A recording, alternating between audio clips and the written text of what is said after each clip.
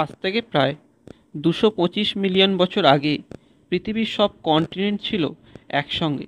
এটাকে বলা হতো প্যানজিয়া, এবং এর চারপাশের সমুদ্রকে বলা হতো প্যানথালাসা। জুরাসিক যুগের প্রথম দিকে, অর্থাৎ আজ থেকে প্রায় 200 মিলিয়ন বছর আগে, প্যানজিয়া ভাঙতে শুরু করে। লরেশিয়া হলো এর উত্তর অংশ, এবং এর মধ্যে ইউরোপ, উত্তর আমেরিকা ও এশিয়া ছিল, এবং দক্ষিণ অংশের নাম হয় গন্ডোয়ানা ল্যান্ড।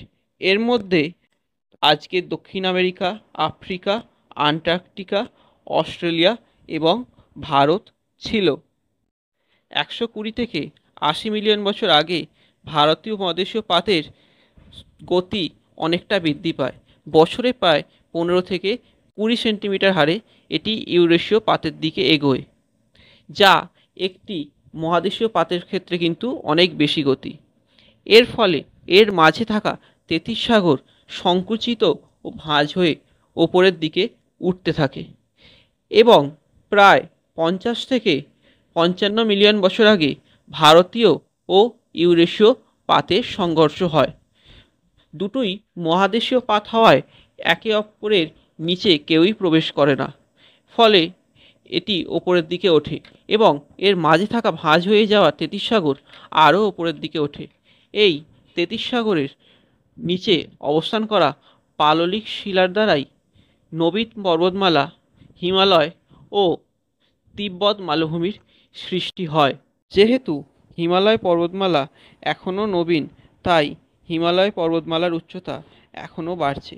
প্রতি বছরে গড়ে 5 মিলিমিটার হারে এই উচ্চতা বাড়ছে, এবং এই উচ্চতা বাড়তে থাকবে, কারণ ভারতীয় পাত এখনও গতিশীল।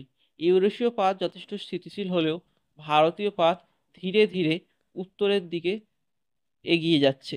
এর ফলে এই অঞ্চল ভীষণ রকম ভূমিকম্প প্রবণ। খুব কাছাকাছির মধ্যেই আমরা বেশ কিছু ভয়ানক ভূমিকম্প দেখতে পেয়েছি টেকটনিক মুভমেন্টের কারণে।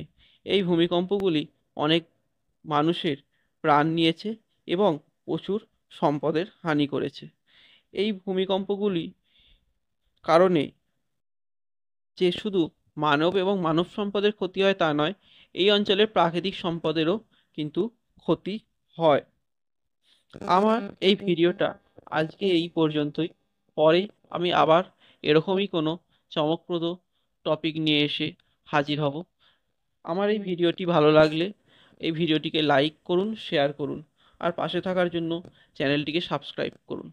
যেসব বন্ধুরা স্টুডেন্ট, তাদের জন্য আমি প্রত্যেকটি টেমপ্লেটের নিচে পয়েন্ট করে দেব। চাইলে তোমরা স্ক্রিনশট নিয়ে নিতে পারো এবং নোটস করে নিতে পারো।